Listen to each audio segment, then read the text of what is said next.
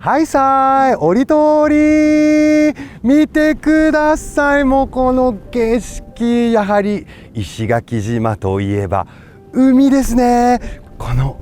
青い空、透明な海、そして顔を優しく撫でる潮風、本当に素晴らしい景色ですね。そしてこの海の中に石垣島といえばやはりサンゴ礁、そして色とりどりな魚たちがたくさん生存しているんですけれども、ここでですね、今日は海を教室と思いまして、海の中、そして海の周りの生活をたくさん勉強していけたらと思います。石垣の旅3回目ですね。もう海の教室一緒に満喫しましょう。準備はいいですか？早速行きましょう。せーの、レッツゴーやー。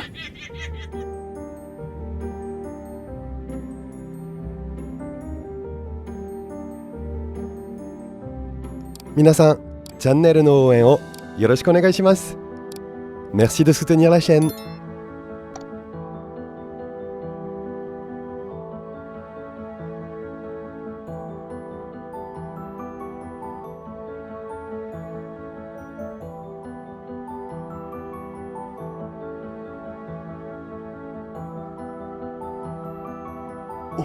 すごい、ドアの取っ手まで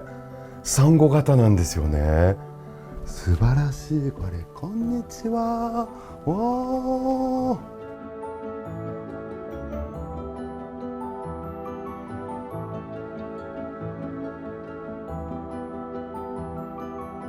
こんにちは。よろしくお願いします。お邪魔します。はい、こんにちは。この白穂サンゴ村で、活動させてもらっている特定非営利活動法人、夏パナっていうところの事務局をさせていただいてます、米森と申します。はい、よろしくお願いいたします。この白穂サンゴ村に、事務所を、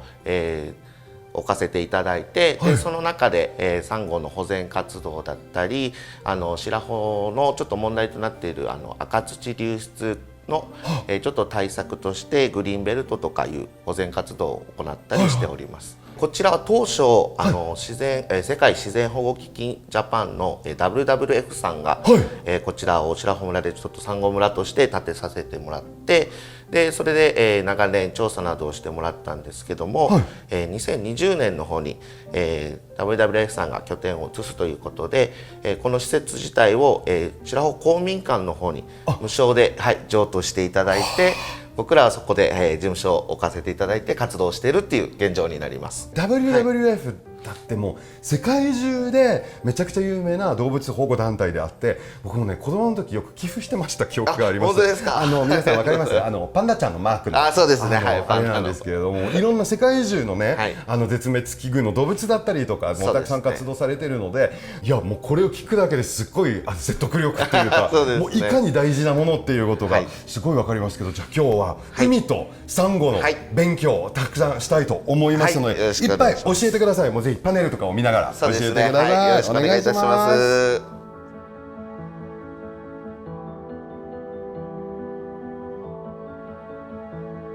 まず一つ目のパネル、白穂の伝統文化歴。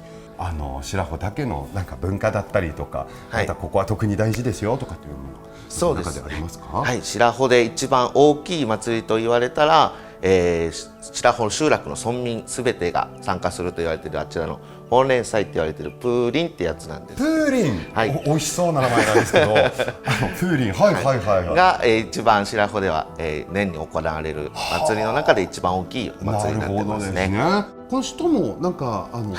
久高島で見えそうな景色で海の方でお祈りされてる感じが見えるんですけれども、これも海関係の感じですかね？そうですね、こちらは海関係というか海も利用する儀式になってまして、海を逆に利用する、海の清らかさっていうんですかね？そうですね、集落の疫病だったり災害を外に出しましょうという儀式をしてまして、それで、最終的にはこの小さいやつが船にはなるんですけど、船、海に乗せてこうそうですね、海を送っていくっていう感じ船を、海に流して、悪いものをそうですね、外に流すっていう風な。これだけ海が近くにあるのでね、浜下りって読むんですか？はい、浜下りですね。サニーズ、もうはい、海ですよね。そうですね、これも海が関係してまして、これは女性の日とも言われてるんですけども、3月3日、そうですね、はい、旧暦の3月3日に女の子、浜に下って海水に手足をつけて、身を清めるっていう儀式ですね。それで健康を、祈願しましょうっていう儀式になりますね。おー、いいですね、これだけ海が大切ということなんですけど、産後に行く前に海ん中のいろいろあちらの方にありそうなので、ぜひそちらも案内お願いします。わかりました。はい、ちょっと行きましょう。いやまだちょっとしか見てないけど、すでにめちゃくちゃ勉強になりました。本当ですか。よかったです。こちらにサバニまでそうですね、展示されてるんですね。ゼロから作ったサバニになりますので、後でご覧になってください。米森さんか？いや、僕は作れないので。びっくりしました。昔の先人たちが作ってい先ただ人いた。たち、海沿いの先人たちといえば海ん中かと思うんですけれども、こちらはこの海ん中とかの海ん中と海って書かれてるんですが、はい、白穂はすぐもう下が海に囲まれた、海とすごく密接している集落になりまして、で、海ん中さんは漁師っていう形で皆さんも海の関係ってすぐ理解できるかと思うんですけど、この白穂では、半農半漁って言われていて、農民の方、こっちの方言でブザーって言うんですけども、はい、農民の方も、漁をするっていう形で昔からすごく海と関わってきた集落になります。じゃあ海ん中は海だけかもしれないけど、農民の方は海にも出ていたっていうか、漁もするっていう。農民の方が畑作業をしていて、潮の満ち引きの時に時間を見計らって潮が満ちている時に浜側で漁をするのが農民の方っていう、そういう漁をされています。生活もあったんだ。いや全く想像がつかなかったけど、でもなんか、離島ならではなところがありますね。このような風景がそれこそ先ほどもお話に出てた久高島にもちょっと見かけます。そしていよいよここら辺はサンゴかと思いますので、そこをがっつり教えてください。行ってみましょう。サンゴ、もうね、白穂サンゴ村、やっとサンゴの話が出てきましたけれども、そうですね、これは日本に生息しているサンゴの一部になりますね。世界でいうとサンゴって大体700種類前後いるって言われてるんですけども、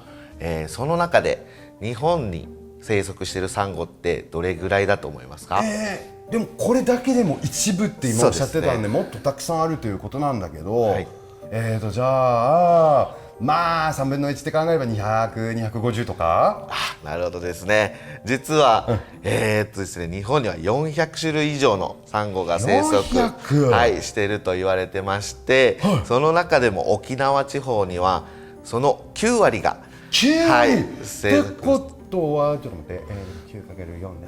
で300以上ですね。お上手ですね。その通りです。でまたさらに、この白穂村の海域にはその中の120種類以上が生息していると言われています。すごいですね。なんか中で特別なサンゴとかもあったりしますか？白穂の海域で一番有名なサンゴをご紹介したいと思うんですけど、こちら青サンゴって言われるサンゴになります。青サンゴ、写真を見ると青っぽくないのわかりますか？全然赤っぽいです。そうですよね。なんか茶色。そうですよね。青くないです。なんで青サンゴかっていうと、この割れたとか割った時のですね、中がとっても青くて、それで青サンゴと言われています。中が青い。でも割っちゃいけないですよ。確認したいからって割るのはダメですよ。そうですね。これはじゃあもうすごい多いってことですね。そうですね。これが白穂の海域で一番の群落があるサンゴになってまして、大きさでいうと大体北半球で最大級の群落を持っていると言われておりまして、北半球1位。1クラス。1クラス。そうです。なるほど。で、大体大きさがですね、サッカーコートで例えると、大体サッカーコートが6面分ぐらいに、群落がいっぱいあるっていう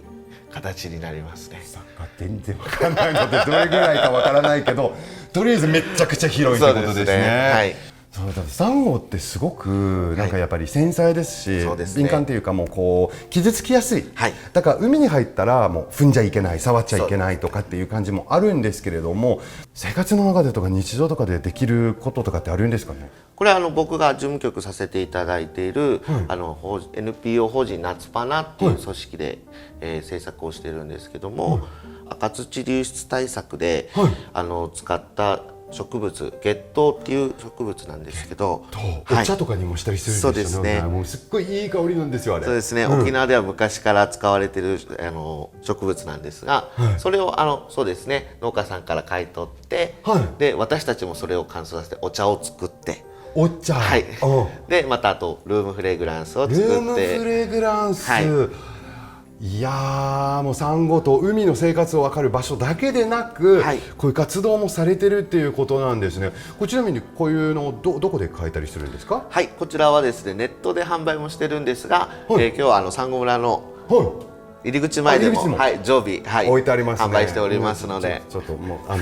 って帰るかもしれない。よろしくお願いいたします。よろしくお願いします。いやー、素晴らしいですね。本当にもうすごい素敵な説明とたくさんのパネルでもう大変勉強になったんですけれども、こうね回ったりとかするとこう学童っていう文字があちこち書いてあったから、こういう役割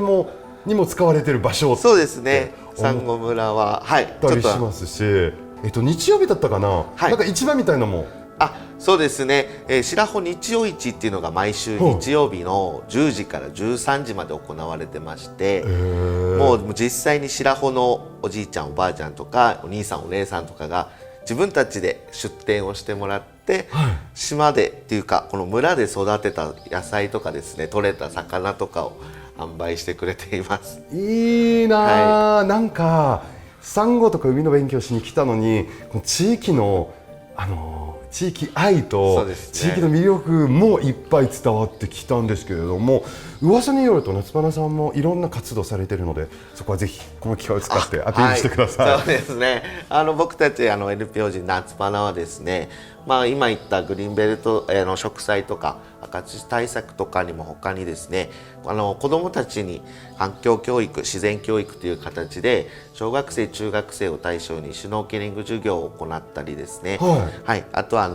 当該から来られた企業さんたちと一緒にビーチクリーンをさせていただいたりとか。ビーチクリーニング、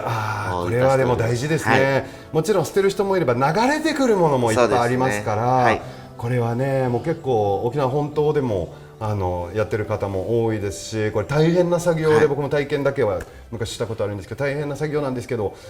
大事ですね。そうですね。海沿いに住んでるけど、いざと海に行こうと思ったらゴミが落ちてると、せっかくのって思っちゃうから、もう極力持って帰るようにはしますけれども、これは素晴らしい活動ですね。ただここまで、ちょっと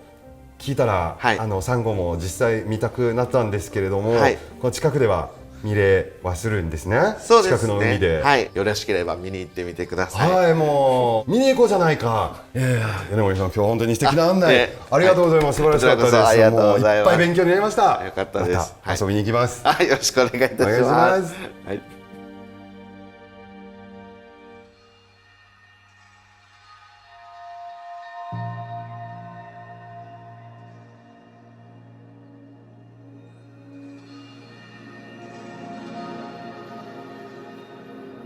さあ、スノーケリングスタート。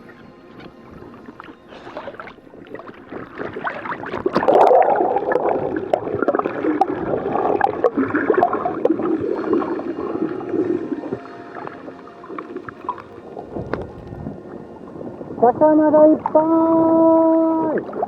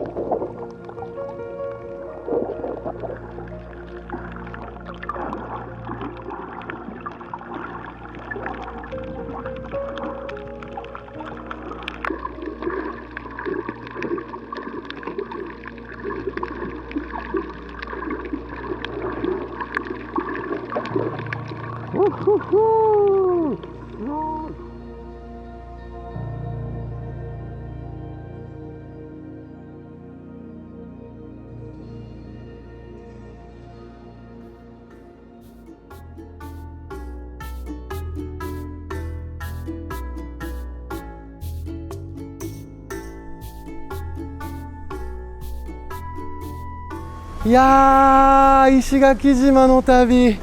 本当にもう盛りだくさんの3日間だったんですけれども、石垣島の自然、そして八重山諸島の文化と伝統、そして最後に